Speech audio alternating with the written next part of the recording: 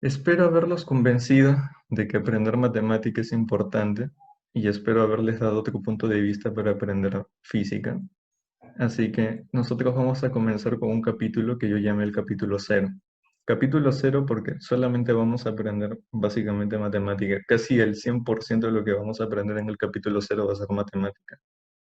Salvo una pequeña parte donde para ganar tiempo voy a discutir sobre MRU.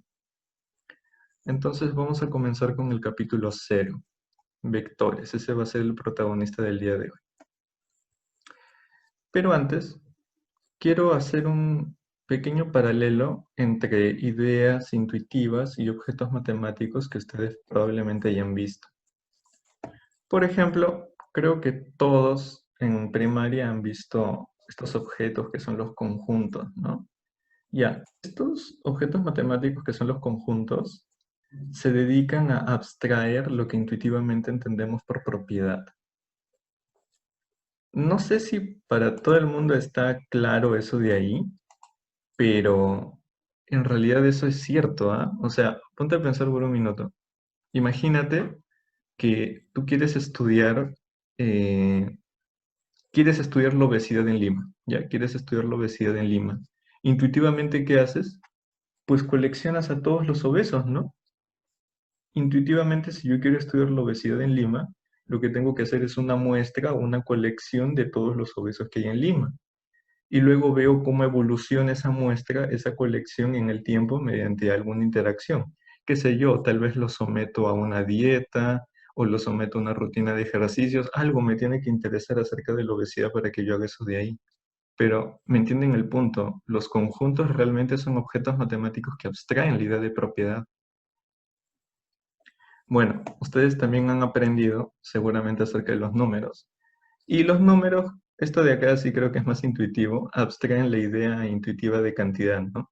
Los números nos permiten cuantificar cosas, los números nos permiten sumar, multiplicar, dividir cosas, cuestiones que a priori no son sumables, ¿no? O sea, ¿a qué me refiero? A que es un poco raro cuando nosotros hablamos de sumar velocidades, sumar posiciones, porque realmente esas cosas son aspectos de la realidad que no se suman. Lo único que ocurre es que nosotros medimos y a la hora de medir asignamos un número, y esos son los números que terminamos sumando. Claro que al final, como nosotros asociamos a cada posición, a cada velocidad un número, es como si estuviésemos sumando posiciones. Ah, esto de aquí es interesantísimo, el concepto de función. Las funciones abstraen la idea intuitiva de proceso. No sé si queda muy claro eso ahora, pero ese va a ser por un momento, digamos, el main, lo principal en el capítulo cero parte 2. En el capítulo cero parte 2 al inicio vamos a discutir un rato acerca de las funciones. Y aquí está el protagonista de hoy día, los vectores. Los vectores van a ser objetos matemáticos que van a abstraer la idea de desplazamiento.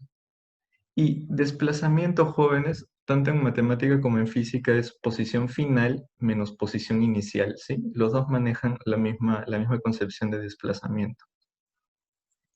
Ahora, también vamos a estudiar en el capítulo 0, parte 2, la derivada y la integral. Y la derivada tiene asociada la idea intuitiva de tasa de cambio instantánea y la integral tiene asociada la idea de suma de pequeñas contribuciones. No sé qué tan intuitivo sea eso ahora para ustedes, pero vamos a estudiar más a detalle esas ideas en la parte 2 del capítulo cero.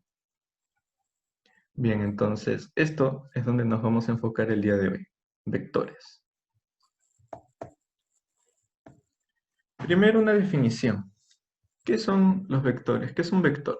Un vector es un objeto matemático que abstrae la idea de desplazamiento y se caracteriza, se diferencia de los demás objetos matemáticos por tener módulo, dirección y sentido. ¿Cómo es eso? Bueno, gráficamente tú puedes pensar en un vector como una flecha. El tamaño de esa flecha va a ser el módulo. Y atentos a este detalle, chicos, atentos a este detalle. La recta sobre la cual descansa el vector, esa recta no es la dirección. La dirección es la inclinación de la recta sobre la cual descansa el vector. Ese es un detalle importantísimo, ¿ah? porque muchos profesores y muchos libros dicen que la dirección es la recta, y eso no tiene sentido, pues porque la recta es un conjunto de puntos. ¿Cómo un conjunto de puntos va a abstraer la idea de dirección o va a tener algo que ver con la dirección? No, es la inclinación de la recta. Esa es la parte clave. Esa es la parte clave porque eso es lo que a nosotros nos va a permitir mover vectores con libertad. El vector no tiene que estar necesariamente ahí. Nosotros podemos mover ese vector de un lado a otro y lo vamos a hacer siempre y cuando mantengamos como constante su módulo, su tamaño, su dirección, es decir, la inclinación de la recta sobre la cual descansa tiene que coincidir con la anterior y su sentido. ¿Cuál es su sentido? Hacia dónde apunta. Hacia dónde apunta. Ese de ahí va a ser el sentido. Ya, muy bien. Entonces, hasta acá ya he hablado bastante. ¿Alguna pregunta hasta aquí? Los leo en el chat.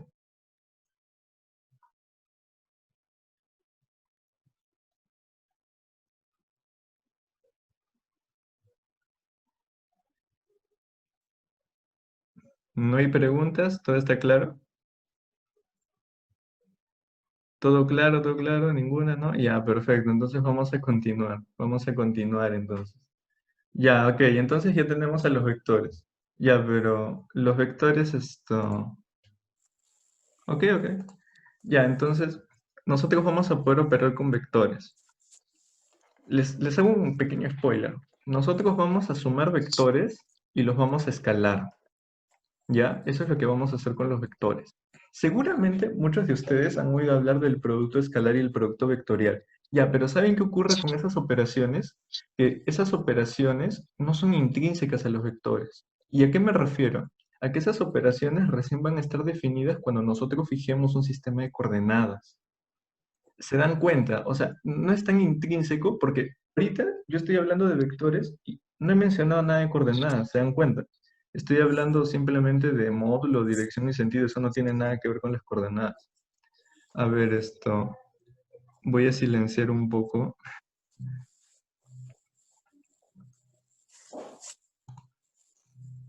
Por favor, apaguen su micrófono, apaguen esas cosas.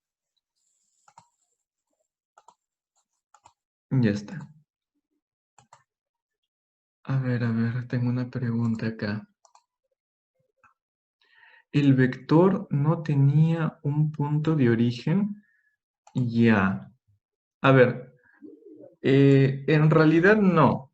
En realidad no. Es común pensar que el vector tiene un punto de origen, pero en realidad no, porque como les dije, el vector abstrae la idea de desplazamiento. Y claro, un desplazamiento tiene un punto inicial y un punto final, pero ese punto inicial y final no tienen por qué estar fijados. Pueden estar en cualquier lugar del espacio realmente. Lo que ocurre es que la mayoría, claro, yo entiendo. Lo que ocurre es que la mayoría de personas, cuando habla de vectores, creo que en una, ¿no? Fijan el sistema de coordenadas.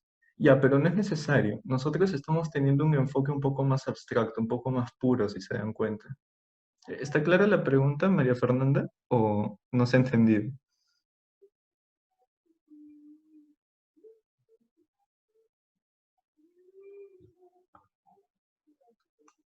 A ver, los leo en el chat, los leo en el chat. Ok, ok, me alegra, me alegra. Bien, entonces vamos a ver la primera operación intrínseca de los vectores, que es la suma vectorial. La suma vectorial es una operación entre un par de vectores que da como resultado a otro vector. Ya, pero ¿de qué manera se van a sumar, profesor? Se van a comportar como desplazamientos. Esa es la idea, jóvenes. Los vectores se van a comportar como desplazamientos. O sea, si a nosotros nos dan dos vectores A y B, ¿a qué sería igual su suma vectorial? Ya, en primer lugar, quiero que quede claro. A ver, ese símbolo que están viendo que son las teclas paralelas de azul, ese símbolo de ahí yo lo voy a utilizar para dos propósitos. Ese símbolo yo lo voy a utilizar para decir que dos situaciones son equivalentes, o lo voy a utilizar para definir, para bautizar, para etiquetar algo. ¿Está claro lo que significan esos tres? Ahí me dice algo bien interesante. Profesor, entonces la dirección vendría a ser el ángulo que forma sobre el eje X. No, no, no. El ángulo, esa es una gran pregunta. El ángulo, si recuerdan sus clases de geometría, chicos, el ángulo se define con dos rayos o dos partes de rayo. Acá nuestro vector está solito. No hay otra línea sobre la cual nosotros podamos definir un ángulo, si se dan cuenta. Entonces, sí, ahorita la idea de dirección está bien abstracta porque es inclinación, pero inclinación en su estado más puro. Aún no tenemos una manera de medir eso, aún no tenemos una manera de hacer cuentas. Eso va a venir más adelante cuando fijemos un sistema de coordenadas. Y orientación, aquí orientación, ¿no había un vector? Orientación. A ver, esto, en primer lugar, creo que llegaste tarde. La dinámica que seguimos en la clase es que todo es vía chat. Micrófonos y cámaras apagadas, por favor. Respondiendo a tu pregunta, la orientación normalmente se refieren al sentido. Con la orientación normalmente se refieren al sentido, eso de ahí. Bueno, entonces continuando con la suma vectorial, a mí me gustaría saber si está clara esta equivalencia, chicos. Está claro, perdón, que esta configuración de vectores es equivalente a esta configuración de vectores. Para todo el mundo está claro eso de ahí, que esas dos configuraciones son equivalentes. Sí, ¿verdad? Porque ¿qué cosa es el vector B? El vector B es la conglomeración de tres informaciones: módulo, dirección y sentido. Si tú mantienes esas tres informaciones, el vector es el mismo. Eso es lo que nosotros hemos llamado vector. Entonces, si el módulo de B no cambia, ya, y la dirección de B no cambia porque es la misma inclinación de la recta sobre la cual estaba inicialmente, y el sentido tampoco va a cambiar, entonces el vector B es el mismo. A ver, Zoom me envió un mensaje de que nos está favoreciendo con más tiempo, qué paja. Ya. Entonces, si para todo el mundo está claro que esa configuración de los vectores es equivalente, entonces ¿a qué va a ser la suma vectorial? La suma vectorial va a ser igual al desplazamiento neto, es decir, esto de acá. Eso de ahí, ese vector rojo, es el vector C, va a ser la suma vectorial de A con B. Y algebraicamente se denota como lo que ustedes están viendo en el recuadro. Esa ecuación de ahí, técnicamente hablando, es una ecuación vectorial, ya no es la clásica ecuación algebraica, igualdad algebraica que ustedes conocen. También se le dice resultante, eso es correcto. Sí, muchos libros le llaman resultante, eso de ahí. Y no solamente le llaman resultante, ojo, al resultado de operar dos vectores. En general, al resultado de operar todo un gran número de vectores, eso de ahí le llaman resultante. Ujú, sí, sí. A ver, entonces vamos a ir con la segunda operación intrínseca de los vectores. El producto por un escalar o simplemente escalar el vector. Esta de acá va a ser la operación entre un escalar y un vector que da como resultado a otro vector. Ya, profesora, ¿qué cosa le estamos llamando escalar? Para este curso nosotros estamos estudiando física. Física es entender cómo funciona la realidad. Y sucede que en muchas cuestiones que vamos a estudiar, los vectores solamente van a estar escalados por números reales. No obstante, en la matemática más pura, más fría, un escalar puede ser en general un número tanto real como complejo. Sí, les aviso eso de ahí por si no sabían, pero en este curso en física los escalares son números reales. Siendo prácticos es eso de ahí. A ver, ahora quiero generar una intuición con ustedes de lo que es escalar un vector. Nos han dado un vector A. Ahora, ya saben, este símbolo azul de ahí significa equivalencia. Algebraicamente vamos a denotar el vector A de esta manera y geométricamente vamos a denotar al vector A de esta manera. Siempre, jóvenes, siempre manteniendo en cuenta las tres informaciones que debe tener un vector. La flecha, su inclinación me dice la dirección del vector. Esa punta de lanza me dice cuál va a ser el sentido del vector. Y esa A que ven en el costado me va a dar la información respecto al módulo. O sea que sí, siempre que yo voy a escribir vectores, los voy a escribir de esa manera. Voy a escribir una flechita y al costado voy a darle información acerca de su módulo, su tamaño. ¿Saben por qué lo menciono? Porque hay algunos libros que hacen esto de acá. A ver, uy, salió feo. Bueno, no importa. Hay algunos libros que hacen esto de acá, ¿no? Dibujan el vector y acá colocan A, y acá colocan encima de nuevo eso de ahí, ¿no? Lo que yo lo reservo para la notación algebraica. Ya, yo no voy a seguir esto de acá, jóvenes. Yo simplemente de manera algebraica voy a escribir así, y de manera geométrica se van a manifestar de esa manera. La longitud del vector va a ser el módulo que va a estar dado numéricamente con A, la dirección va a estar dada por la inclinación de ese segmento y el sentido va a estar dado por la punta de lanza. Bien. Aparte de que lo estoy haciendo también por un tema de pensando en ustedes, ¿eh? Nosotros más adelante vamos a estudiar dinámica de la partícula y en dinámica de la partícula realmente esto de acá es lo que pensó Newton. Newton no pensó en lo otro, pero va a tener más sentido lo que digo más adelante, no se preocupen. A ver, entonces, ¿qué significa escalar un vector? Bueno, en primer lugar depende del escalar. Si nosotros escalamos a nuestro vector A por un número real que es mayor a 1, el vector se va a dilatar, ¿sí? El vector se va a estirar, se va a dilatar. Pero si por otro lado nosotros escalamos a nuestro vector por un número que está entre 0 y 1, un medio, un cuarto, un quinto, 7 octavos, ya saben, el vector se va a contraer, va a sufrir una contracción. Acá hay un error de typo, ¿no? Ese CA de acá no debería salir.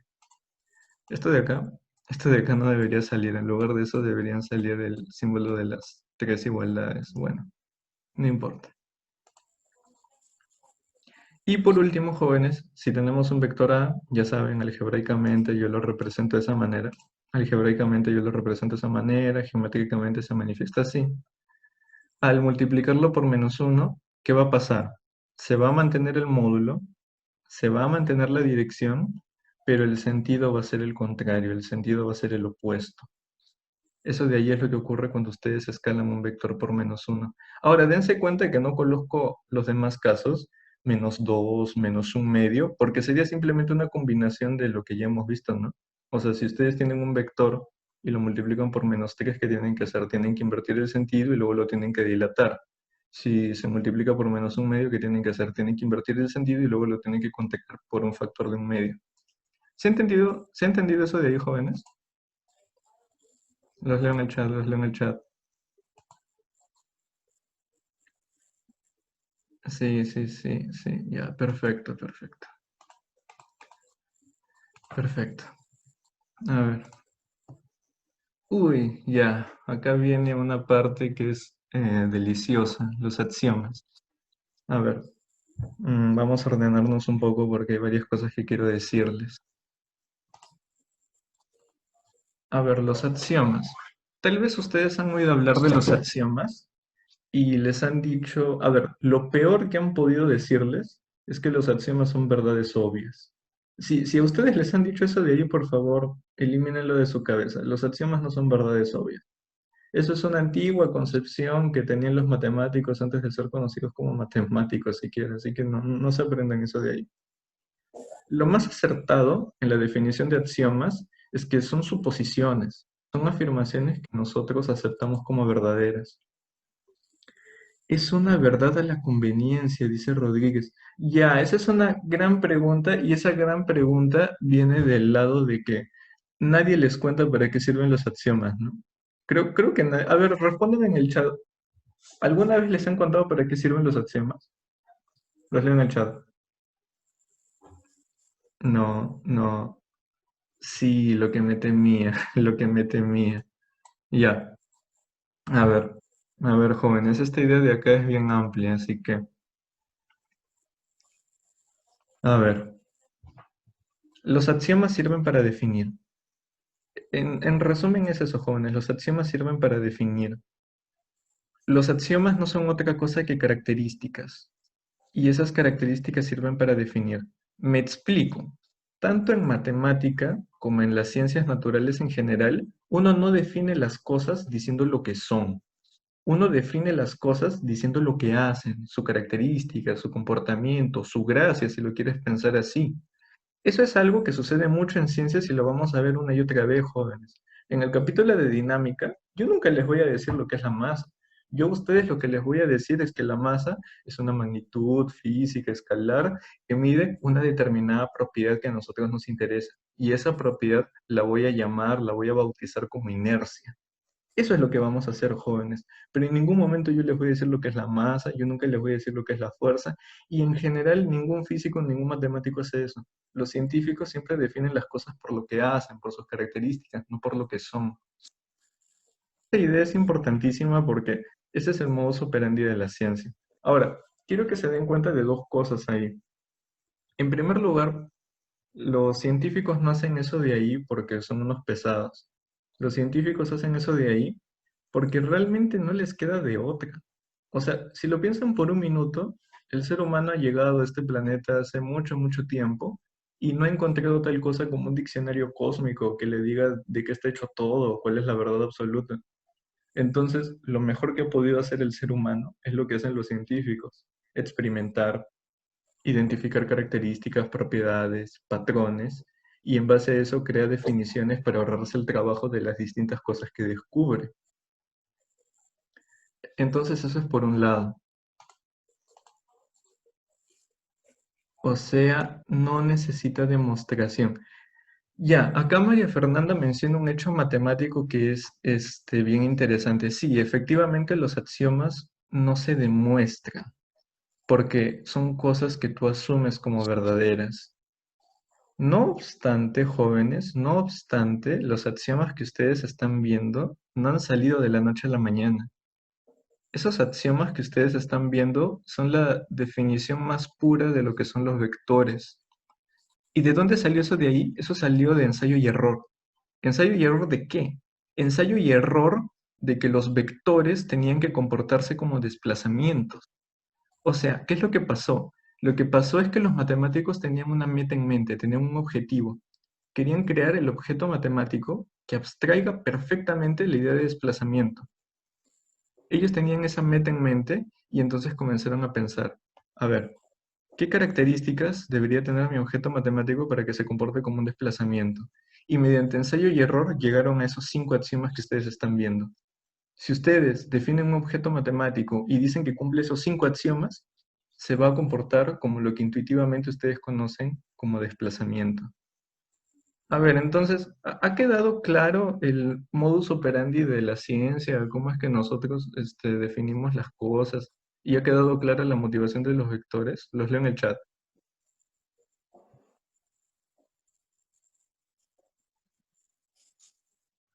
Ya, sí, esa es la verdad del asunto, jóvenes. Esa es la verdad del asunto. Ahora, otra razón por la cual a los científicos les gusta definir a las cosas por lo que hacen y no por lo que son, es porque es bastante práctico, es bastante operacional. Por ejemplo, acá yo tengo copiado en esta hoja la definición de vida que manejan los biólogos. Y para los biólogos, ¿qué es la vida? Para los biólogos, la vida es algo que cumple con una serie de características: organización, metabolismo, homeostasis, crecimiento, reproducción, respuesta, evolución. Ya. Se dan cuenta que en ningún momento me están diciendo lo que es la vida, ¿no? En ningún momento me están diciendo qué cosa es la vida. Lo único que me están diciendo es qué características tiene la vida. Pero eso es bueno, porque eso es funcional, eso es práctico, eso es científico. Eso a mí me da una manera de determinar qué cosa tiene vida y qué cosa no. Y incluso la palabra más acertada para mí es decir que es algorítmico. Realmente es algorítmico. ¿A qué me refiero con algorítmico? A que es secuencial, finito y lógico. O sea, póngase en esta situación. Ustedes le dan una silla a un biólogo. Ustedes le dan una silla a un biólogo. Y ese biólogo va a agarrar a la silla y va a decir, a ver, la silla, ¿tiene organización? Sí. ¿Tiene metabolismo? No. ¿Homeostasis? No. ¿Crecimiento?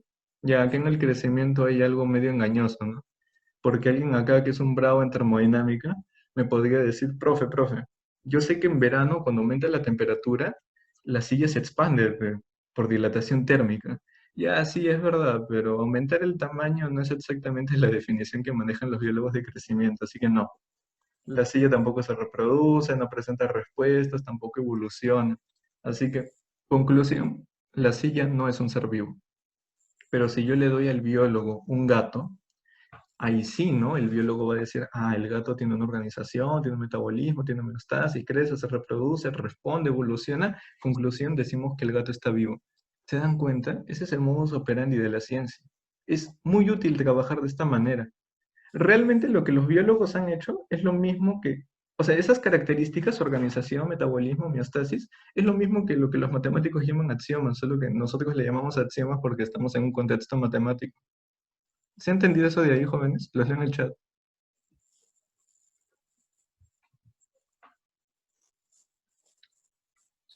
Sí, sí, sí, sí, sí.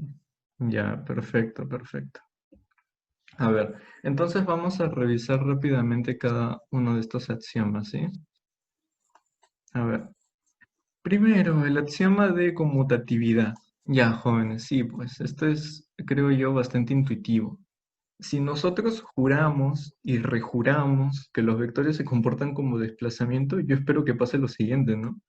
Yo espero que si me desplazo en la dirección de A y luego me desplazo en la dirección de B, yo espero terminar en el mismo punto que si primero me desplazara en la dirección de B y luego me desplazara en la dirección de A. Entonces, si nosotros queremos que los vectores se comporten como desplazamiento, tienen que cumplir pues con la conmutatividad. Tienen que cumplir con eso de ahí. ¿Se dan cuenta cómo salen los axiomas, jóvenes? Los axiomas salen de esa clase de pensamientos, que el objeto matemático tiene que cuadrar con lo que tú tienes en tu mente. A ver, sigamos. Ahora tenemos la asociatividad. Ya, la asociatividad también tiene todo el sentido del mundo si ustedes lo piensan como desplazamiento. Yo lo que quiero es contarles algo más. Quiero contarles algo más. Ya, a ver. Mm, la asociatividad lo que nos permite es redactar bien, jóvenes. Por ejemplo, ¿yo puedo redactar esto de acá? Sí. La asociatividad me permite redactar bien y esta expresión vectorial que están viendo está bien definida. ¿A qué me refiero con que está bien definida? A que no es ambigua. Si una persona lee esto y decide operar de esta manera o decide operar de esta manera, va a obtener el mismo resultado. Entonces la operación sin paréntesis está bien definida en el sentido de que no es ambigua porque si alguien lee, va a obtener el mismo resultado, decida como decida operar. Es una propiedad bien útil la asociatividad porque nos permite redactar cosas sin caer en ambigüedades, jóvenes. Esa es la utilidad, la gran utilidad de la asociatividad. Ahora, por si acaso, a ver, la suma de números reales es asociativa, la multiplicación de números reales es asociativa, pero la división de números reales, por si acaso, no es asociativa. Tienen que tener cuidado con eso de ahí. Por ejemplo, si ustedes tienen 100 entre 25 y luego entre 5, esa expresión de ahí es ambigua. Esa expresión de ahí es ambigua porque el resultado cambia conforme ustedes operen de una manera o de otra. Si ustedes primero deciden operar por la izquierda, ustedes acá van a obtener... Ay, perdón, perdón, perdón. Aquí es 20, es 20, es 20. Aquí es 20, ya. Ahora sí, ahora sí. Si ustedes operan primero lo de la izquierda, van a obtener que 100 entre 20 es 5. Y 5 entre 5 es 1. Ya, ok, entonces operamos por izquierda y sale 1. ¿Y qué pasa si operamos por derecha? Si operan por derecha, tienen que 20 entre 5 es 4 y 100 entre 4 es 25. ¿Se dan cuenta? La división no es asociativa. Si ustedes escriben eso de ahí sin paréntesis, están cayendo en ambigüedad. Ahora, un detalle importante. Es justamente por ese problema de la asociatividad con la división que a ustedes en primaria les enseñaron lo de las operaciones combinadas, que hay jerarquías, ¿no? Que hay unas reglas. En particular, ustedes aprendieron una regla que se opera siempre de izquierda a derecha. Ya, eso de ahí a ustedes les han contado, justamente para evitar esa ambigüedad porque la división tiene esa anomalía. A ver, entonces, ¿hasta aquí se ha entendido la idea, jóvenes? Los leo en el chat.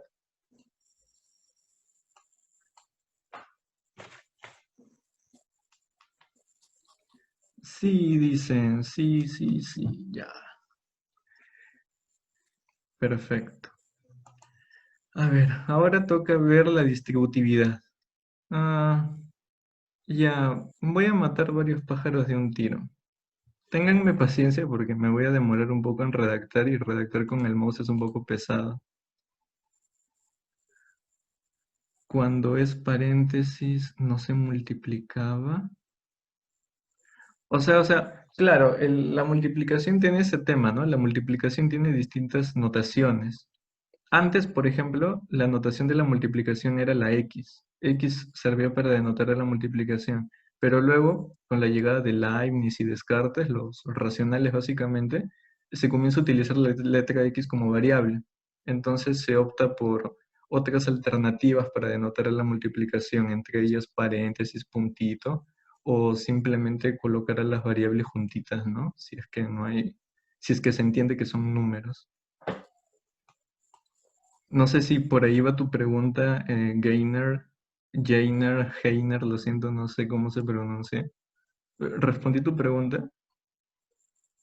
¿O a qué te referías exactamente cuando dices cuando es paréntesis no se multiplica? La verdad no entiendo.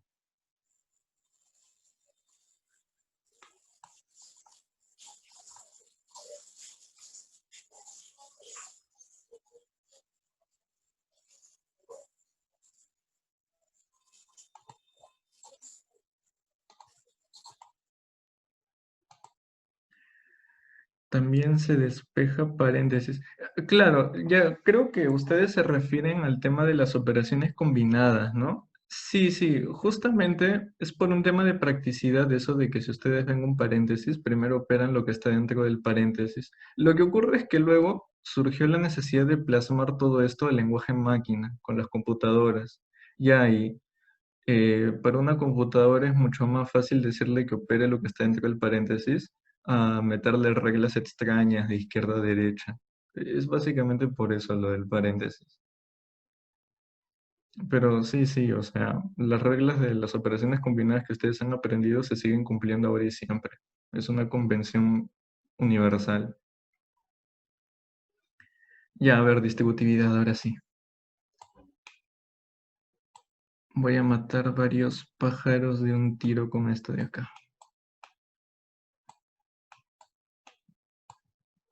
Mm, Bueno, se hizo lo que se pudo.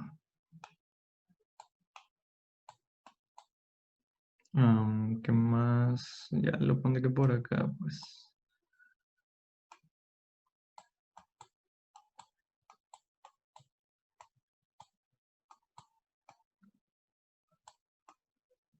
Ya. A ver, creo que ya terminé de redactar todas las multiplicaciones que ustedes han aprendido a lo largo de su vida.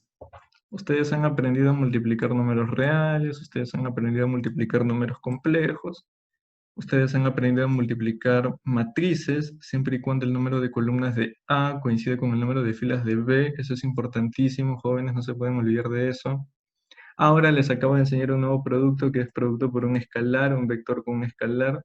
Y más adelante vamos a aprender sobre el producto vectorial y el producto escalar entre vectores. Matrices nunca hice. Y ya aprenderás, ya aprenderás. Todo el mundo tiene que aprender matrices. A ver, ahora, ¿a qué quiero ir con esto, jóvenes? Que todos los productos que ustedes aprenden se caracterizan por dos razones. La primera razón no les voy a decir porque está relacionado con derivadas y aún no hemos discutido nada de eso, sería por las puras. Pero la segunda cosa sí les puedo decir. Los productos se caracterizan porque puedes factorizar respecto a la suma correspondiente. O sea, si tú tienes AB más AC, donde todos ellos son números, esta es la suma entre números reales, puedes factorizar el A. ¿Por qué? Porque esa es la razón de ser de los productos, jóvenes. Los matemáticos inventaron los productos para que tú puedas factorizar. Y lo mismo con números complejos. Si tú tienes z, w1 más z, w2, donde todos ellos son números complejos, esa es la suma de números complejos, entonces puedes factorizar respecto al correspondiente producto de números complejos. Y lo mismo con matrices, jóvenes. Ustedes pueden factorizar matrices respecto a la suma de matrices.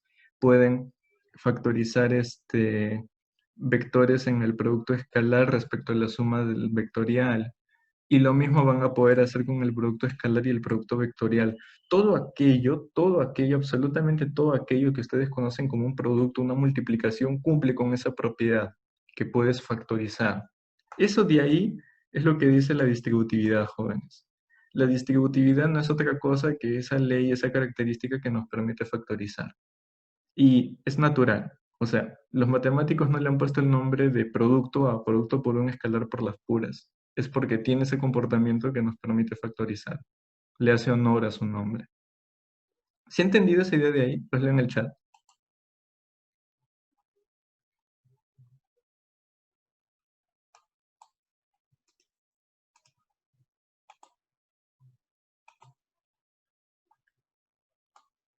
Sí, sí. No, pero ya aprenderé. Bueno, esa es la idea un poco. Sí, sí, sí. Sí, o sea, en general, jóvenes, todo aquello que ustedes conozcan como un producto cumple con esa propiedad de ahí, que se puede factorizar. Esa es la razón de ser de los productos, que ustedes puedan factorizar. Y este producto que hemos aprendido no es la excepción. Y se los comento para que tengan menos que memorizar, ¿no? Porque creo que hay varios estudiantes que se ponen a memorizar la distributiva respecto al producto cruz, producto punto, la distributiva para la multiplicación matricial, y realmente no hay necesidad, o sea, basta con que ustedes recuerden que la esencia de ser un producto es factorizar, no tienen que memorizar eso de ahí. Lo que sí tendrían que memorizar es cuando se cumple la conmutatividad, porque la conmutatividad no se cumple siempre. A ver qué pasó ahí.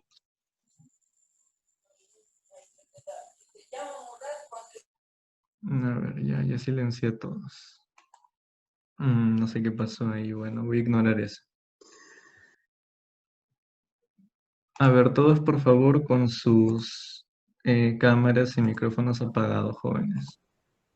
Ya, lo del elemento neutro y el elemento nulo tal vez ahora lo ven como que una pérdida de tiempo, algo muy tedioso, pero en realidad es necesario. Es necesario definir a los elementos neutros y a los elementos nulos en el sentido de que no son deducibles con las tres propiedades que hemos hablado. No hay manera que ustedes demuestren que esas cosas existen a partir de las propiedades anteriores. Es por eso que es necesario incluirlas. Ahora, eso sí, tengan en cuenta bastante la diferencia entre cero número y cero vector, ¿ah? Acá cuando yo digo que el vector A más el vector 0 es igual al vector A, me refiero al cero vector. Y cuando digo que 1 por el vector A es igual al vector A, me refiero al número 1. Acá abajo también, cuando digo que 0 por A es igual a 0, no estoy redundando nada, ¿no? Es completamente distinto esto de acá. Este 0 que ustedes ven en la izquierda es un número, y este 0 de acá que ven a la derecha es un vector. Y lo mismo con esto de acá, ¿no? Esto de acá es un vector y esto de acá es un vector. Sí, no sé qué pasó con esa rayita, me tiene desconcertada a mí también. Mejor pasemos de diapositiva. Ah, no se va la rayita. ¿Qué pasó con esa rayita? Mm, sí, a mí también me molesta esa rayita. Sí, sí, sí. Alguien ha escrito. Uy, a ver. ¿Cómo hago esto? Ah, es del Zoom esa vaina, ¿no? Ya.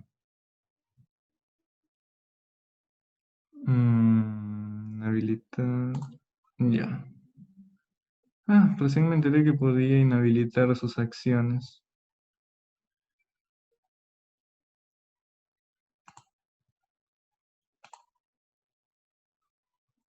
Vaya.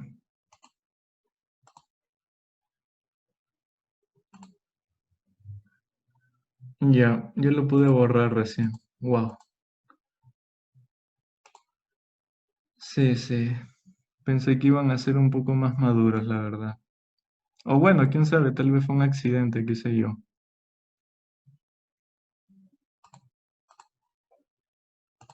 Ya, a ver, entonces vamos a continuar.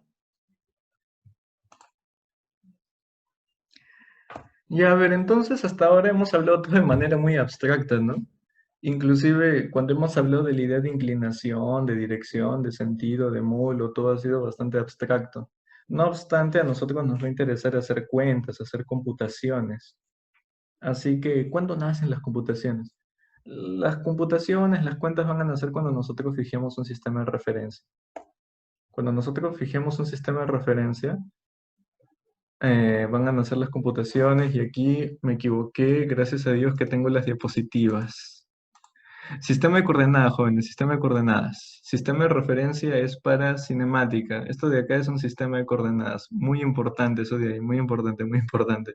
No hay que confundir las dos cosas. Un sistema de coordenadas y un sistema de referencia tienen una ligera diferencia y yo voy a hacer bastante hincapié en ello. Así que desde ahora, por favor, sistema de coordenadas. Ya, entonces tenemos un vector A, ya sabemos que por sí solo no hay nada. Y ahora vamos a fijar un sistema de coordenadas. ¿Se dan cuenta, jóvenes, que recién cuando yo fijo el sistema de coordenadas aparece el ángulo teta? Eso de ahí sucede justamente por lo que les dije, ¿no? Ustedes de geometría, saben que para que exista un ángulo tienen que haber dos rayos o dos partes de rayo.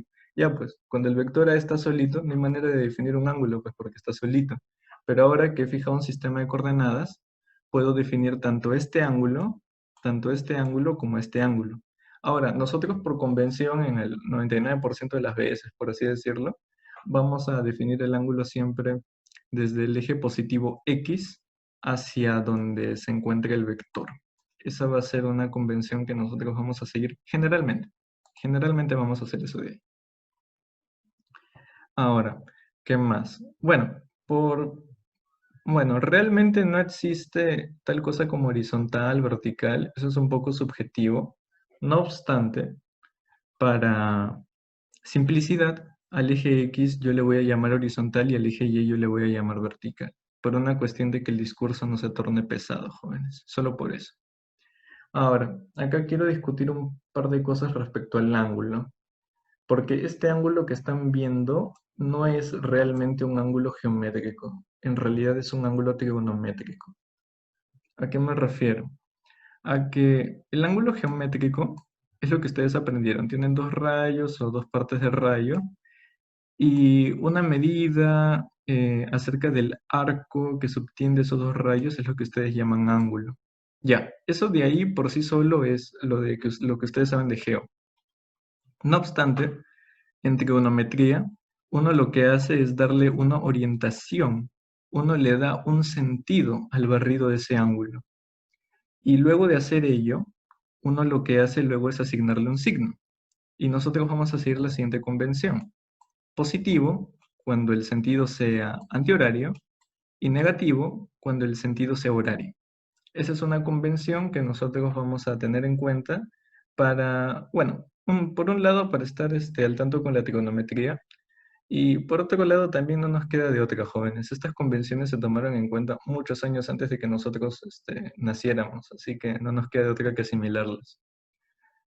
A ver, esto de acá a mí me interesa. ¿Se ha entendido la convención? Porque vamos a seguir la misma convención para movimiento circular. Así que es importante que se entienda eso de ahí, el signo de los ángulos. Los leo en el chat, los leo en el chat.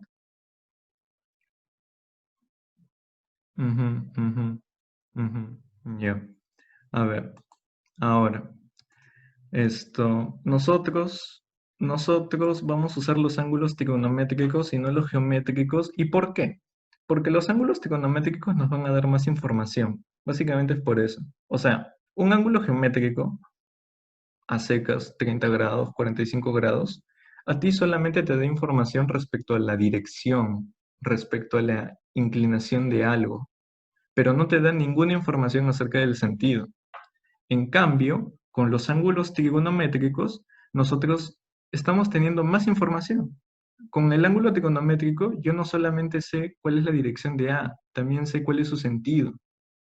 Dicho de otro modo, si ustedes tienen su sistema de coordenadas, ya me acordé, su sistema de coordenadas, y tienen un ángulo que se barre de esta manera, con eso de ahí yo ya les estoy diciendo que esta recta, la inclinación de esta recta es la dirección del vector, y además le estoy diciendo que este va a ser el sentido. ¿Se dan cuenta? Ese es el beneficio de usar el ángulo trigonométrico. Nos da más información que el ángulo geométrico.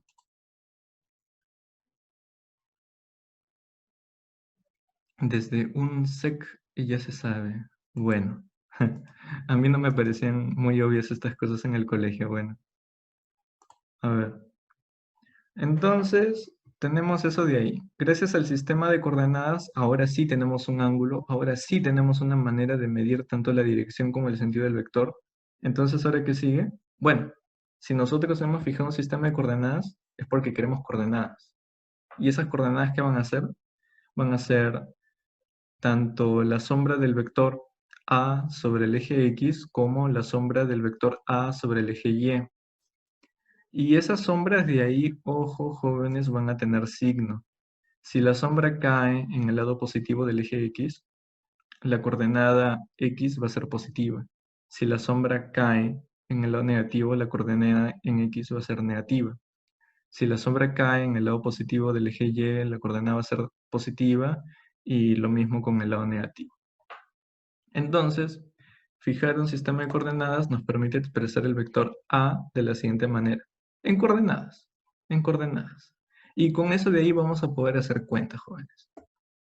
Miren, la suma vectorial. Esa operación que nosotros la aprendimos de una manera bien abstracta, bien matemática, bien pura, ahora como que se vuelve más tangible. Fíjense, tenemos dos vectores. Como ya tenemos un sistema de coordenadas, vamos a estar en la capacidad de expresar cada vector en sus coordenadas. Estas son las coordenadas del vector A, estas son las coordenadas del vector B. Y su suma vectorial se va a manifestar de la siguiente manera. ¿Cómo? Sumando componente a componente. Sumando componente a componente. Esa es la manera como se manifiesta la suma vectorial una vez que hemos fijado un sistema de coordenadas. Ahora, el producto por un escalar. En el producto por un escalar, a ver, hay una cuestión acá. Con los triángulos notables se puede hallar el módulo del vector. Sí, porque en un ratito vamos a ver eso, pero sí, básicamente para hallar el módulo de un vector mediante coordenadas lo que vamos a usar es aplicar Pitágoras. Y los triángulos notables no son otra cosa que Pitágoras conocidos. Tiene algo que ver con catetos. Sí, sí, sí, tiene mucho que ver con los catetos. Claro, porque al momento de fijar un sistema de coordenadas, si tú juntas el vector con sus respectivas sombras, terminas obteniendo un triángulo rectángulo, ¿no? Así que sí, sí, lo puedes pensar como catetos, no hay ningún problema. Pero eso sí, catetos con signo. Catetos con signo, ahí está un poco el detalle. Dependiendo de la ubicación de la sombra, en el lado positivo o el lado negativo de los ejes X o Y, esos catetos van a tener un signo y vas a tener que tener en cuenta esos signos. Sí, sí, sí. A ver, ahora el producto por un escalar se va a manifestar de la siguiente manera, jóvenes. Ese escalamiento va a ser simplemente que la constante va a multiplicar a componente a componente. Ahora, el módulo magnitud, lo que varios de ustedes ya me estaban comentando, ¿no? El módulo, la magnitud simplemente se va a sacar con Pitágoras, jóvenes. No le pongan tantas vueltas al asunto. El módulo va a estar dado por Pitágoras. Aplican Pitágoras sobre las coordenadas y ahí va a salir el módulo, el tamaño del vector. Ahora, un detalle. El módulo, de manera tradicional se denota de esta manera. No obstante, eso es muy pesado para mí. No sé, me da mucha flojera tipear eso de ahí. Así que más sencillamente, el módulo yo lo voy a tipear así. Cada vez que yo escriba A sin la barrita encima, estoy tratando de transmitir la idea del módulo de A. Y eso lo voy a mantener consistente acá y siempre. A ver, ¿alguna duda hasta aquí? ¿Alguna pregunta hasta aquí, jóvenes? O sea, las coordenadas han salido de trigonometría, ¿no? Un poco ese es el punto. Las coordenadas han salido de trigonometría. Ya.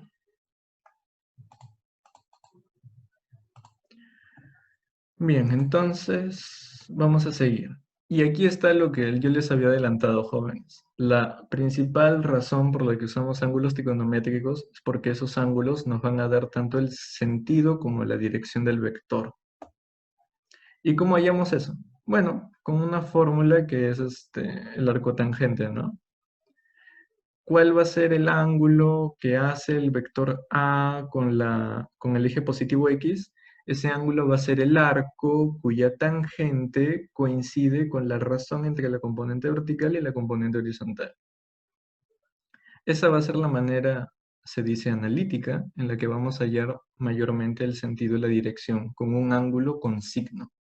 Ese ángulo, si es positivo, va a tener una orientación para nosotros y si es negativo, va a tener otra, antihorario y horario respectivamente. Bien, entonces, ahí les coloco una nota. Todo lo discutido, todo lo que hemos discutido, lo hemos discutido, si se dan cuenta, en 2 dimensiones, en el plano. No obstante, todo lo que hemos visto va a ser válido para cualquier número de dimensiones, llámale n, haciéndole ligeros ajustes. ¿A qué me refiero con ligeros ajustes? Por ejemplo, si tú tienes un vector en 3 dimensiones, o sea, para n igual a 3, en coordenadas se va a expresar de esa manera, y su módulo simplemente va a ser este de acá. A eso me refiero con ligeros ajustes, o sea, no cambian mucho las cosas realmente. Si ustedes están sumando vectores y los 2 vectores se encuentran en la 4ª dimensión, simplemente van a tener que sumar componente a componente 4 veces. Y así sucesivamente hacen los cambios respectivos con todo lo que hemos visto.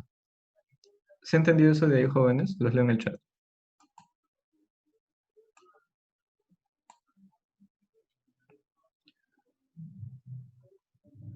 Bien. Bien.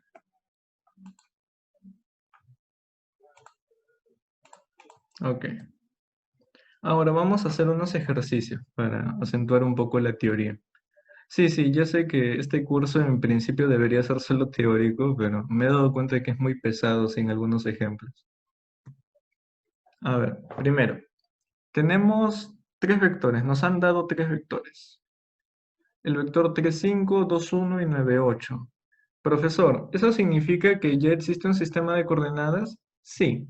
Si a ti te dan los vectores expresados en coordenadas, eso quiere decir que hay un sistema de coordenadas implícito, que no te están diciendo cuál es, pero existe porque de otro modo no existirían las coordenadas. Determinar los valores que deben tomar n y m para que se cumpla la siguiente ecuación vectorial. Ya, ¿cómo se resuelve eso de ahí? Se resuelve de la siguiente manera. Simplemente lo que hacen es trabajar esto con las coordenadas que les dan, jóvenes. Justamente esa es la gran razón por la que usamos sistemas de coordenadas, porque nos permite hacer cuentas. Entonces tenemos n por el vector correspondiente a, que es 3, 5, m por el vector correspondiente, que es 2, 1, y sabemos que c es 9, 8. Entonces, aplicando las propiedades que hemos visto de la suma vectorial y del producto por un escalar, vamos a tener la siguiente ecuación vectorial. Y esa ecuación vectorial es equivalente a tener un sistema de ecuaciones lineales. ¿Está claro eso de ahí, jóvenes? ¿Está claro para todos que esa ecuación vectorial que están viendo es equivalente a un sistema de ecuaciones lineales? Es simplemente hacer la igualdad componente a componente, ¿no? Claro. A ver, a ver. 1,3. A ver qué pasó. Alguien comentó en el chat 1,3, pero no sé de dónde salió eso. Creo que está bien las operaciones, ¿no? Creo que operé bien. A ver, me han hecho dudar. 3n más 2m, 5n más m. Sí, sí, están bien las operaciones, ¿eh? Están bien.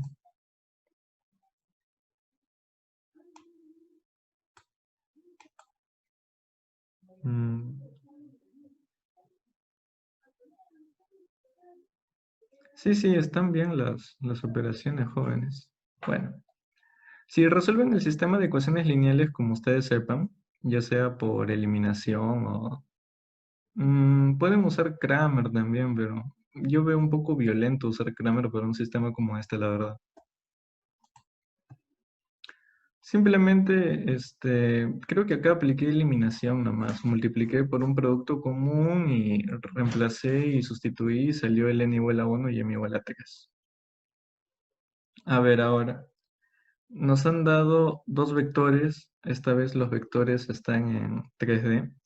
Tenemos el vector 0, 2, menos 2, el vector 2, 2, 6, y nos piden determinar el módulo de su suma y de su diferencia. ¿Cómo hacemos eso de ahí? Bueno, tenemos que sumar y restar vectorialmente como hemos aprendido. ¿Cómo hemos aprendido? Componente a componente. Sumamos vectorialmente y obtenemos el resultado componente a componente. Entonces obtenemos el vector 2, 4, 4. ¿Y cómo le sacamos el módulo a ese vector? Aplicando Pitágoras, ajustando para el caso tridimensional. Y haciendo eso de ahí, ustedes obtienen 6.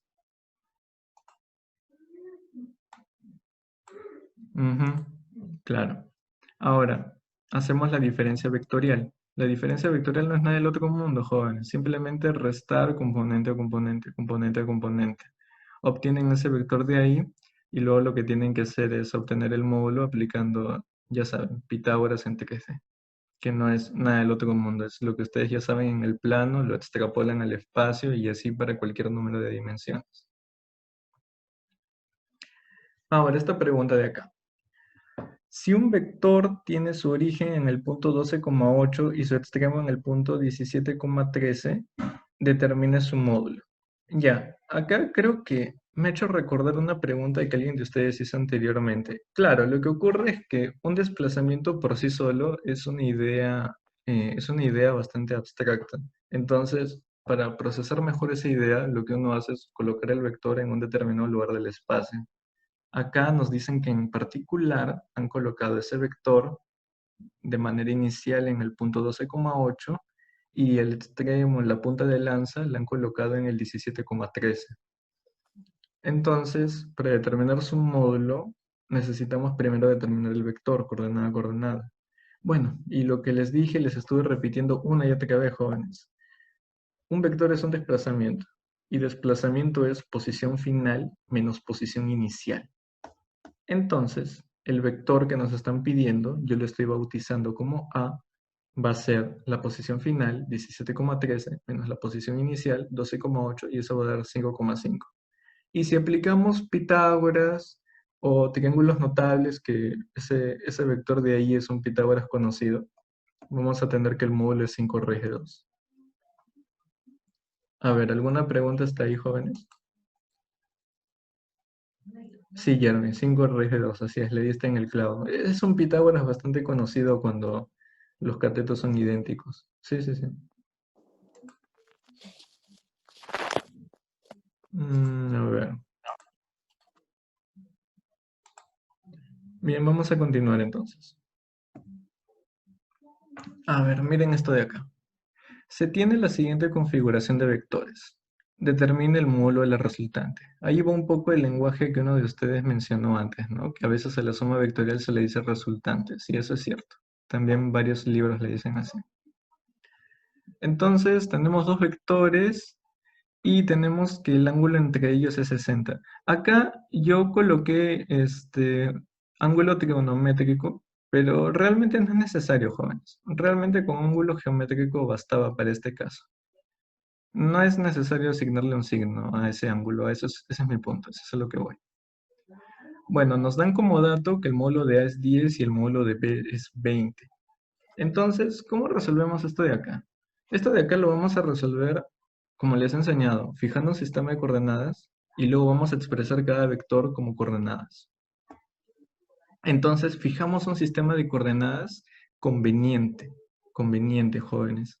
¿Cómo es eso? Bueno, realmente no está escrito en piedra de qué manera ustedes tienen que fijar su sistema de coordenadas.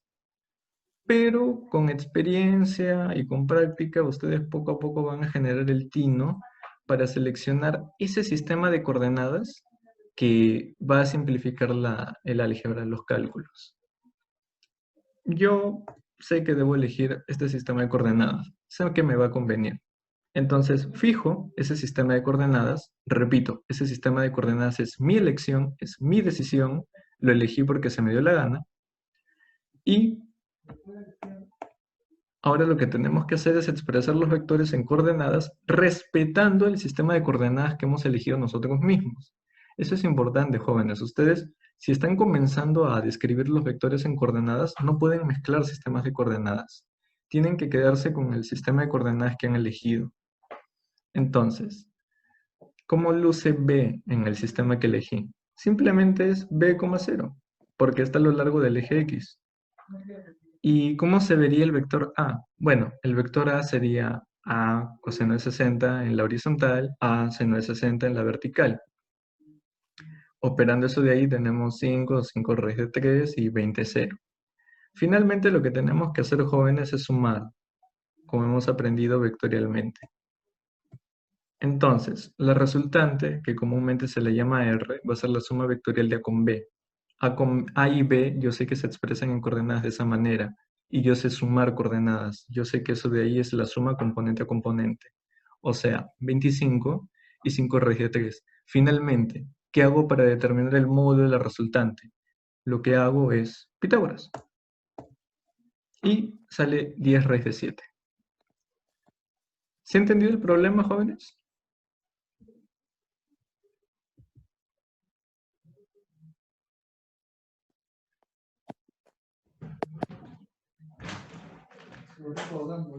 Bueno, parece que sí se ha entendido. Sí, sí. Ya, bueno. A ver. Algo, dice María Ortiz. Hmm, tal vez a algunos de ustedes les marea la idea de que tienen que fijar el sistema de coordenadas. Pero créanme, chicos, el sistema de coordenadas es una decisión que toman ustedes. Y no está escrito en ningún libro de qué manera se fija el sistema de coordenadas. El sistema de coordenadas ustedes van a aprender a fijarlo con la práctica. Jeremy menciona el método del paralelogramo. Sí, es verdad que esto se puede resolver con una formulita que la mayoría de profesores ponen. Yo eso de ahí lo voy a deducir más adelante. Para ser específicos, cuando hagamos producto escalar voy a deducir esa fórmula, que es la ley de cosenos. Pero a mí me interesa, chicos, a mí me interesa que aprendan a trabajar los vectores de manera analítica, con un sistema de coordenadas, porque ese va a ser el ABC de la física. Ese va a ser nuestro día a día en la física. Nosotros todo el tiempo vamos a estar fijando sistemas de coordenadas y muy poco vamos a trabajar de una manera geométrica pura, por así decirlo. Ahora, tal vez lo que está pasando también es que algunos de ustedes tal vez tienen algunos problemas con la trigonometría. De ser ese el caso, practiquen, ¿ah? Porque en la física se utiliza bastante la trigonometría al momento de hallar las coordenadas, como se están dando cuenta. Sí, sí, ya se están dando cuenta de eso, ¿no? Se utiliza bastante la trigonometría para hallar las coordenadas. Bueno, ya es cuestión de que practiquen y lo mediten un rato, supongo. Y acá tengo los problemas propuestos, jóvenes. Estos son los problemas propuestos que ustedes tienen que hacer. A ver, voy a discutir un poco esto de acá. A ver, este problema, claro. Ya, acá hay un detalle del problema de María que no se menciona y yo lo voy a mencionar. En el problema de María tenemos que camina 5 kilómetros hacia el este. Luego gira, ay, qué feo salió eso ya. Luego gira 60 grados en sentido antihorario y avanza 2 kilómetros. Finalmente gira 25 en sentido horario y avanza 3 kilómetros. O sea, María va así hacia el este. Luego te dice que gira 60 grados en sentido antihorario. Luego te dice que avanza 2 kilómetros. Y yo creo que esta es la parte que a varios les va a confundir. A ver, María camina inicialmente estos 5 kilómetros hacia el este y luego gira 60 grados en sentido antihorario y avanza 2 kilómetros. ¿Hacia dónde avanzan los 2 kilómetros? Hacia acá, jóvenes. A partir de acá va a avanzar 2 kilómetros. Finalmente en este punto vuelve a girar 25 grados en sentido horario, perdón, y va a avanzar 3 kilómetros. Y va a terminar en este punto María. Finalmente te preguntan a qué distancia se encuentra María, ya eso de ahí es cálculo. ¿Qué ángulo forma? No, eso es cálculo. Ah, aquí está, el inciso B. El inciso B es el punto acá. ¿Qué ángulo debe girar María en sentido antihorario para volver al punto de partida? Ya, entonces, ¿cuál es la idea? La idea, jóvenes, es que al final del recorrido, María está mirando en este sentido. Sí, eso de ahí no dice el problema, pero yo se los estoy diciendo. La idea es que María termina mirando en el mismo sentido que se desplazó. Entonces ustedes tienen que considerar que al final del recorrido María mira en este sentido y a partir de acá tienen que calcular el ángulo en sentido antihorario para que para que vuelva al punto de partida, si su intención es volver de donde comenzó. Eso de ahí nomás les quería comentar acerca del problema propuesto, porque eso de ahí no es explícito, puede causar confusiones, así que yo se los digo, ¿no? El resto lo tienen que pensar ustedes mismos. Ahora, acá va un poco el punto, ¿no? Este, Tal vez muchos de ustedes están acostumbrados a trabajar con los vectores de manera muy geométrica, ¿no? Acudiendo a paralelogramos o reglas extrañas de la geometría. Acá mi punto, jóvenes, es que el método que acabamos de ver, que es el método analítico, es un método a prueba de todo. No importa qué problema de vectores ustedes tengan, no importa qué tan geométrico sea, ustedes siempre van a poder resolverlo si eligen un sistema de coordenadas y comienzan a hacer las cosas de esa manera. Ahora, ¿dónde poner el sistema de coordenadas? Ah, esa es la cuestión. Y eso de ahí solamente sale con práctica y con tiempo. Yo, a manera de ayuda, les sugiero que tomen ese sistema de coordenadas. Sí, a manera de sugerencia mía, no me tienen por qué hacer caso. Si alguien gusta, puede poner su sistema de coordenadas acá, yo no tengo ningún problema. Esto de acá solo es una sugerencia mía. Ahora, esto de acá deberían saberlo ustedes, porque tengo entendido que varios de ustedes piensan postular. Ustedes deberían saber esto, ¿ah? Ustedes deberían saber que el ángulo interno de un pentágono regular es 108 grados. No obstante, bueno, los estoy mimando un poco, ¿no? Los estoy mimando un poco y les doy ese dato de ahí. Pero realmente ustedes deberían estar en la capacidad de saber eso, jóvenes. A ver, los leo en el chat. ¿Se ha entendido a rasgos generales los problemas propuestos? Jeremy me dice, profe, ¿gira en el mismo punto o como no entendí bien? O sea, la idea es que María mira en el mismo sentido que se desplazó. Es un poco extraño porque en la vida real nadie hace eso, ¿no? O sea, en la vida real uno se desplaza y puede mirar donde se le da la gana, pero el problema está asumiendo eso. El problema está asumiendo que María mira en el mismo sentido en que se desplazó. Eso es lo que tienen que tener en cuenta, no está en el problema, yo se los estoy diciendo. Sí, sí, coincido contigo. María parece robot, sí, sí.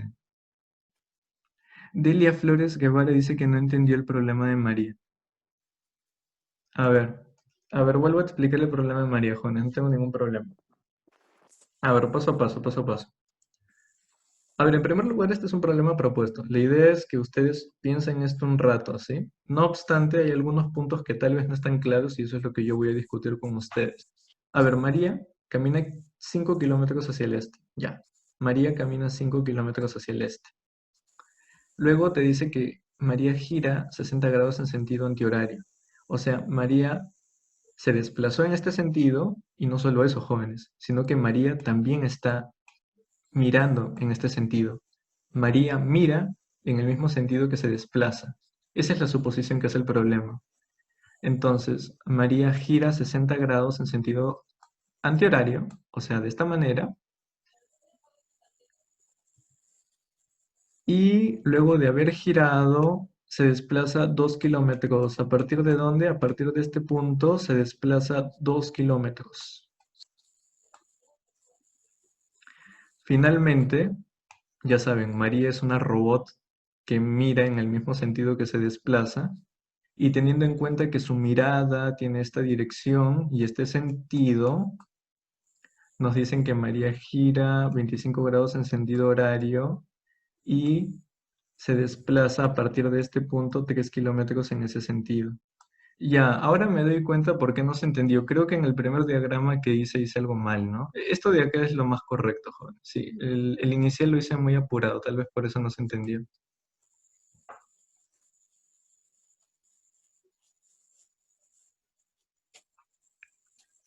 Sí, sí, bueno, o sea, que tu colegio toque o no toque estos temas, tenga o no tenga estos perfiles, no es impedimento para que tú aprendas, ¿no? Al final un buen profesor, un buen video, un buen libro y ustedes pueden aprender lo que sea, todos son inteligentes, ¿no?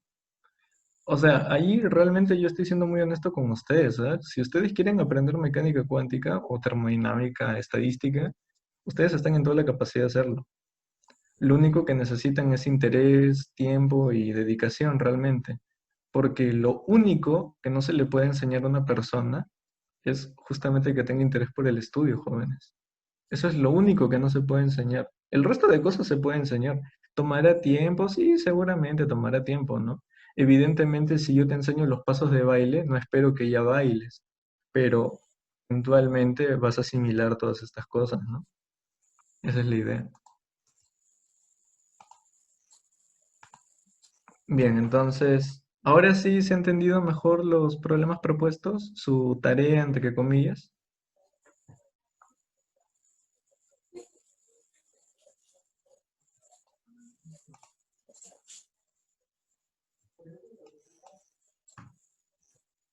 Tarea, sí, suena mal decirle tarea. Bueno, la idea de los problemas propuestos es que lo piensen ustedes mismos, ¿no? Y los practiquen. Porque estos problemas yo no los voy a resolver. Estos problemas yo no los voy a resolver. La idea es que ustedes los practiquen y de hecho esa es la razón por la que yo he pedido 2 horas. La razón por la que yo he pedido 2 horas de clase es porque es necesario discutir bastante con ustedes. Es necesario, sí, básicamente eso, discutir, que ustedes pasen un tiempo golpeándose con la misma pared una y otra vez hasta que asimilen conceptos que son un poco raros y luego le vean el sentido. Entonces, sí, los primeros 15 minutos, yo estimo, de la siguiente clase, vamos a estar discutiendo esto, si es que alguien pregunta, ¿no? Si es que alguien pregunta. Si nadie pregunta, bueno, ¿qué voy a hacer? Ahora, eso sí, jóvenes, eso sí. A ver, esto, alguien no se casa. Ya. Ahora, eso sí, jóvenes. Yo no me molesto si ustedes me hacen preguntas de temas que ya hemos visto, ¿ah? O sea, si nosotros nos encontramos, qué sé yo, en termodinámica y alguien me hace una pregunta acerca de tiro parabólico, tiro de proyectiles, yo no me molesto, porque yo entiendo que cada uno de ustedes tiene un distinto tiempo de aprendizaje para asimilar las cosas, ¿no? Así que con confianza nomás pregunten, no se cohíban en ese aspecto, no se cohíban para nada. Me alegro. Bueno, sigamos entonces. Desigualdades. Ya. Vamos a ver desigualdades, chicos. ¿Cuál es la idea acá? La idea es que ya les he enseñado lo que son los vectores, hemos discutido teóricamente varios aspectos, hemos aprendido a hacer cuentas. No obstante, los vectores tienen limitaciones en tanto a su alcance, por así decirlo. Así que vamos a aprender desigualdades que van a ser bien útiles para nosotros. Si golpeo una pared, ¿cuál es primero? ¿La fuerza del golpe o la reacción por parte de la pared? Esa es una gran pregunta. Esa es una gran pregunta. Respuesta rápida, instantáneamente. Ese proceso de ello ocurre instantáneamente. No obstante, en la física de hoy en día aún se estudia si eso de ahí realmente es instantáneo. Hoy en día los físicos teóricos aún tienen dudas si eso de ahí es instantáneo. Pero nosotros vamos a considerar que sí, ¿no? Que es instantáneo. A ver, desigualdades. Ujú. A ver, jóvenes, lo que están viendo acá es que tenemos una cierta configuración de vectores, ¿no? Tenemos el vector A y tenemos el vector B, y estos vectores están haciendo un ángulo de 90 grados, son perpendiculares entre sí. A ver, esto de acá sí es importante. Perpendicular, normal, ortogonal son sinónimos. Son palabras que significan exactamente lo mismo. 90 grados entre sí. O pi medio si trabajan en radianes. A ver, esto, por favor, todos apaguen sus micrófonos. Bien. Entonces tenemos esos vectores de ahí de negro y la suma vectorial es ese vector que están viendo de rojo. Ustedes ya saben que yo nunca coloco al costado del vector la redundante expresión vector. Yo siempre coloco al costado del vector su módulo. Es por eso que coloco ahí módulo de la suma vectorial de A con B. Ahora, la desigualdad triangular, jóvenes, es una propiedad bien intuitiva. Es esta de acá. La desigualdad triangular dice que el módulo, el tamaño de la suma vectorial, no puede superar a la suma de tamaños de A con B. ¿A qué me refiero con intuitivo? Claro, jóvenes. Si ustedes tienen este punto y tienen este punto, ustedes saben por geometría o por intuición que la distancia más corta entre dos puntos es la longitud del segmento, la longitud de la línea recta que une esos puntos. Cualquier otra desviación del camino que ustedes hagan va a ser más largo. Ese hecho, que es intuitivo, que es fácil, está codificado en la desigualdad triangular, que la distancia más corta entre dos puntos es la línea recta. Eso es lo que les está diciendo la desigualdad triangular. Dicho de otro modo, el módulo de la suma vectorial de A con B no puede superar a la suma de los módulos A y B. A ver, ¿se ha entendido la desigualdad triangular, jóvenes?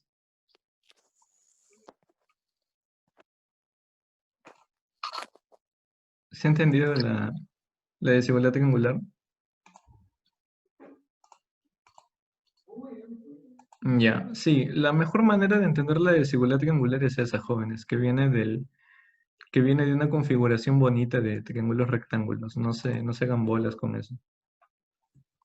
Ahora vamos a ver otra desigualdad que no se enseña, pero yo les enseño porque creo que es importante. Y nuevamente, esto acá no dice, pero esto de acá ya saben que es 90, porque es la sombra que hace el vector con X y con Y respectivamente. A ver, entonces, A sub X es la coordenada en X del vector y A sub Y es la coordenada en Y del vector A. ¿Qué desigualdad podemos obtener de ahí? La desigualdad que ustedes aprenden con los triángulos rectángulos, jóvenes. Ustedes saben, por lo que acabamos de discutir, ustedes saben que la hipotenusa siempre va a ser mayor que, que cualquiera de los catetos, ¿sí? O sea, los catetos no pueden superar a la hipotenusa, pero, por lo que hemos visto anteriormente, si los catetos se unen, le ganan a la hipotenusa. ¿Sí? ¿Se ha entendido eso de ahí? La hipotenusa siempre va a ser mayor que los catetos. La hipotenusa siempre va a ser mayor que los catetos. Pero cuando los catetos se unen, le ganan a la hipotenusa. ¿Cómo codifico eso de ahí? Así, jóvenes. Así se codifica. Claro, si yo digo que cualquiera de los catetos es vencido por la hipotenusa, en particular estoy diciendo que si tú tomas el máximo, no va a poder superar a la hipotenusa. Y aquí está lo otro que les comentaba, ¿no? Y que se deduce un poco de la desigualdad triangular, por así decirlo, que la hipotenusa jamás va a poder superar a la unión de los catetos. Ahora, acá hay un detalle, ¿no? Que acá ustedes ven valor absoluto. Ese valor absoluto se debe a que las coordenadas pueden tener signo. Ya saben, si caen al lado negativo de X es negativo, si caen al lado negativo de Y es negativo. Entonces, esto de acá no se va a cumplir, pues, si tenemos menos involucrados.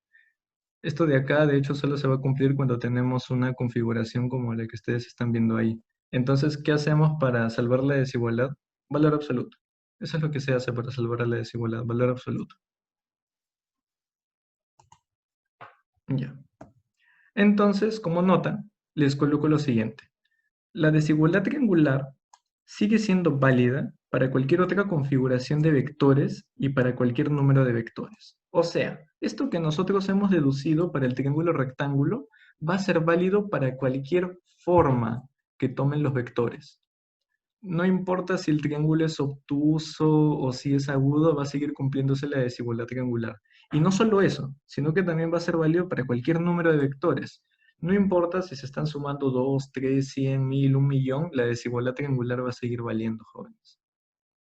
Y acá, la desigualdad de la derecha, que realmente no tiene nombre. La desigualdad mostrada sigue siendo válida para cualquier número de componentes que tenga A. ¿A qué quiero ir con esto? A que esta desigualdad sigue siendo válida, no importa la dimensión de A. No importa si el vector A está en el plano, en el espacio, o si tiene 1000 componentes. Esto de acá se va a seguir cumpliendo. ¿Se ha entendido las dos desigualdades, jóvenes? Los leo en el chat.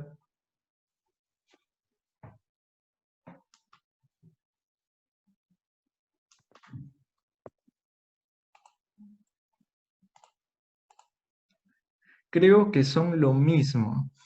Creo que son lo mismo. Sí, sí. Al inicio siempre uno piensa que son lo mismo, pero a ver esto. Date cuenta que un poco la diferencia está en que acá estamos trabajando con vectores, ¿no? O sea, acá estamos trabajando netamente con vectores. Acá estamos trabajando con componentes. Esa sería un poco la diferencia. Bueno, a ver, vamos a lo siguiente. Ejercicios.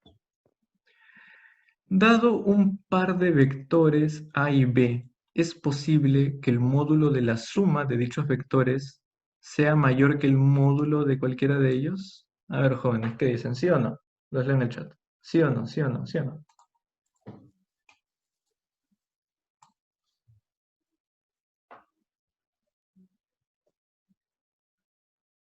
Jeremy dice que sí. Ok.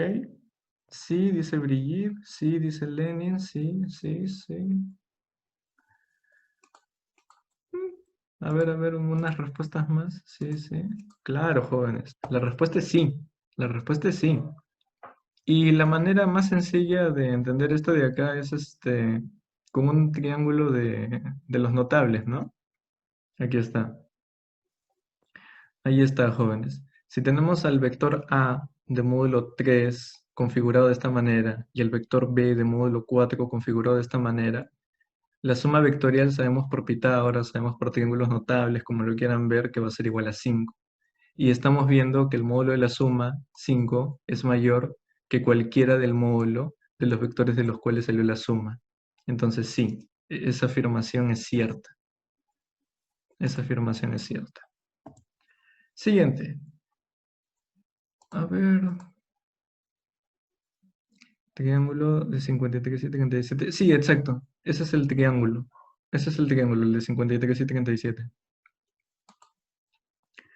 Segundo, ¿es posible encontrar un vector de módulo cero cuyas componentes en el plano cartesiano sean distintas de cero? Hmm, ¿Qué dicen, jóvenes? ¿Será posible eso? ¿Será posible encontrar un vector que mida cero y alguna de sus componentes sean distintas de cero? Los leo en el chat. No, no, no, no, no, no, no. Ujú. Claro, la respuesta es no. La respuesta es no. Intuitivamente creo que queda claro, así que voy a demostrarlo. Este va a ser mi plus, que voy a demostrarlo. Y presten atención acá porque voy a usar un razonamiento que es bien útil, que es el razonamiento por el absurdo. El razonamiento por el absurdo lo voy a utilizar bastante en física. Tal vez ustedes han visto que la gente solo razona por el absurdo en matemática, pero también se puede aplicar a física. No obstante, ahora vamos a ver un caso netamente matemático. A ver, entonces, ¿qué hacemos? Tomamos un vector cualquiera del plano. Tomamos un vector cualquiera del plano A y, claro, fijamos, ya saben que para tener coordenadas es porque hemos fijado un sistema de coordenadas y sus coordenadas genéricas, como es un vector genérico, va a ser AB. Y este vector va a ser bien genérico, bien arbitrario, pero va a cumplir con una condición, que su módulo es cero. Su módulo va a ser cero. ¿Y por qué hace eso de ahí, profesor? Porque nosotros estamos interesados en ver si existe algún señor de módulo cero cuyas componentes son distintas de cero. Entonces, ¿qué hago? Tomo al azar a cualquiera de módulo cero. Tomo arbitrariamente, sin privilegiar a ninguno sobre otro, a un vector de módulo cero. Eso es lo que estoy haciendo. Bien, entonces manipulamos un poco algebraicamente esa propiedad de ahí y tenemos que A al cuadrado más B al cuadrado tiene que ser igual a cero. Ahora, presten atención porque es aquí donde entra a tallar el razonamiento por el absurdo. Si A o B fuesen distintos de cero, la suma de sus cuadrados sería positiva. Entonces, el vector de módulo cero no puede tener una componente distinta de cero porque sabemos que su módulo tiene que ser cero. ¿Se han dado cuenta, jóvenes? Si A o B fuese distinto de cero, la suma de sus cuadrados sería positiva. Pero eso de ahí no puede pasar porque nuestro vector tiene módulo cero.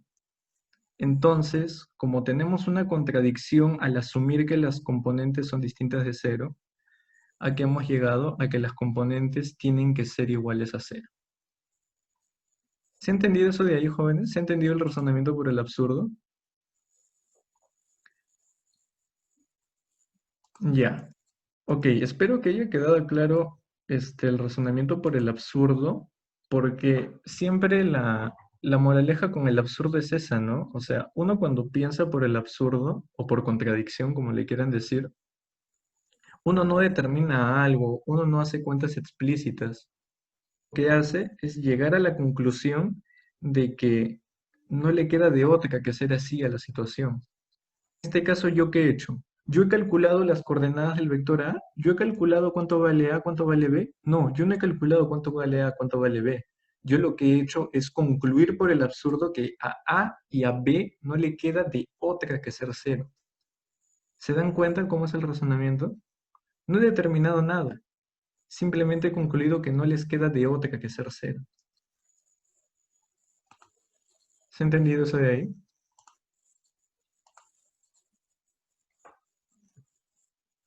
Si se ha entendido, vamos al siguiente problema.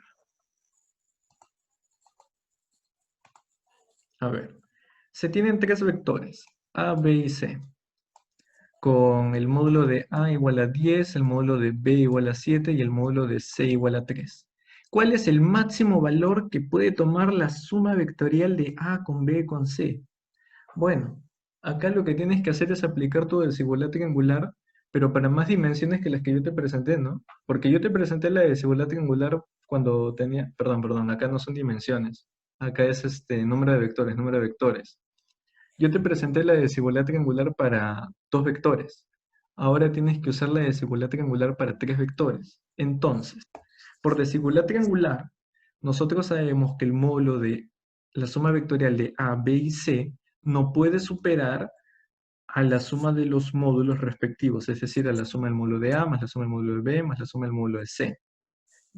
Dicho de otro modo, el máximo valor que puede tomar el módulo de la suma vectorial es 20. A ver qué pasó ahí. Por favor, todos mantengan sus micrófonos y cámaras apagadas.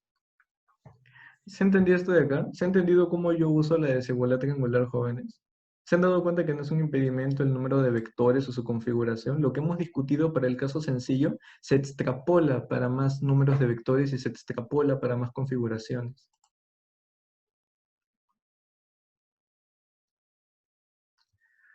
Ok, Zach menciona algo interesante. No se puede trabajar con números imaginarios en la 2. Claro, esa es la idea. Nosotros, de momento... No, en realidad a lo largo de todo el curso vamos a trabajar solamente con números reales. Los números imaginarios jóvenes en la física se introducen de dos maneras. Una manera es artificial. Cuando los ingenieros electrónicos, por ejemplo, están acostumbrados... No, claro, cuando a los ingenieros electrónicos les interesa, por ejemplo, estudiar circuitos que funcionan con corriente alterna, donde el voltaje varía en función del tiempo de manera sinusoidal, ellos ahí utilizan el artificio de inyectar números imaginarios. Y hacen eso de ahí para que sea más fácil sumar ondas. O sea, intuitivamente creo que ustedes han visto que las fórmulas para sumar senos y cosenos son bien feas, ¿no? Son bien horribles esas fórmulas para sumar senos y cosenos. Entonces, ¿qué se hace? Lo que se hace es inyectar números imaginarios y en números complejos se vuelve más sencillo sumar ondas. Se vuelve mucho más sencillo. Pero es un artificio, no es que tenga que ver con la realidad de los números complejos. Lo que sí es lo caso es que en mecánica cuántica los números complejos sí tienen que ver con la realidad. Eso de ahí ya no es un artificio. Eso sí es que la naturaleza al parecer intrínsecamente tiene que ver con números complejos. A ver. Ya, vectores unitarios. Y jóvenes, creo que con vectores unitarios voy a acabar la clase de hoy día. Así que atentos. Si están cansados, este va a ser el último esfuerzo.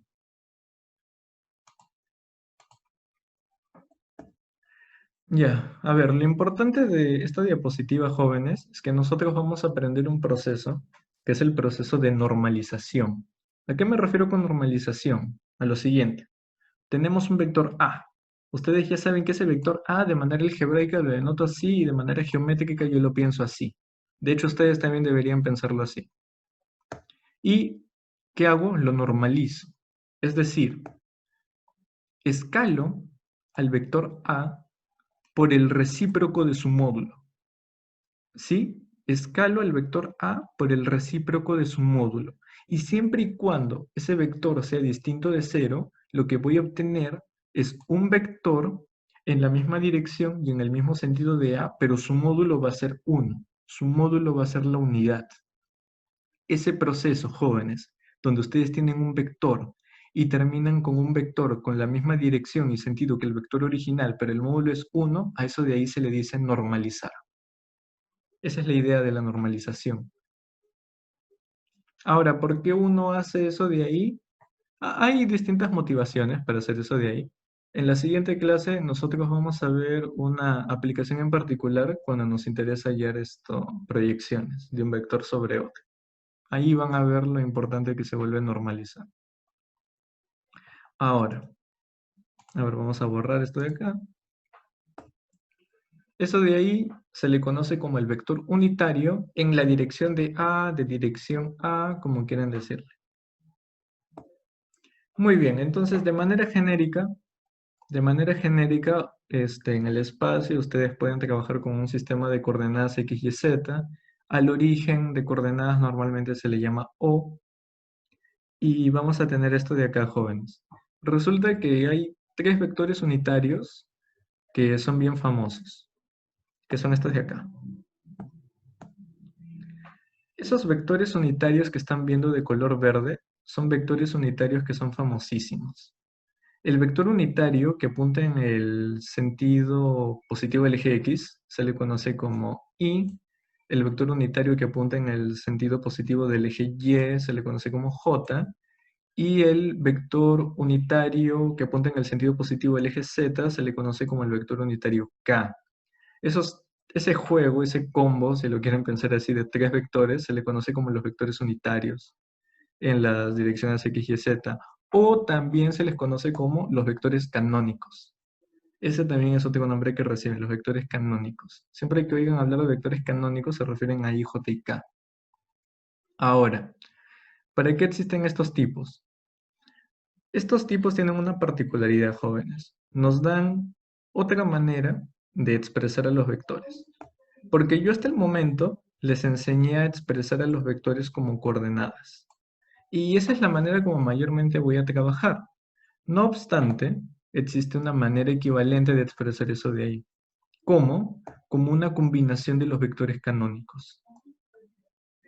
O sea, cuando nosotros expresamos un vector A como una combinación de vectores canónicos y JK, ¿qué estamos diciendo? Estamos diciendo que desplazarnos en la dirección de A es equivalente a desplazarnos a X veces en la dirección X positiva, a desplazarnos a Y veces en la dirección Y positiva, a desplazarnos a Z veces en la dirección Z positiva.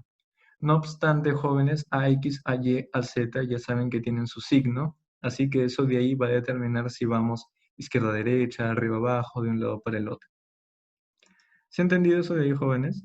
¿Se ha entendido cómo los vectores unitarios, los vectores canónicos, nos dan otra manera de representar el mismo vector? Los leo en el chat.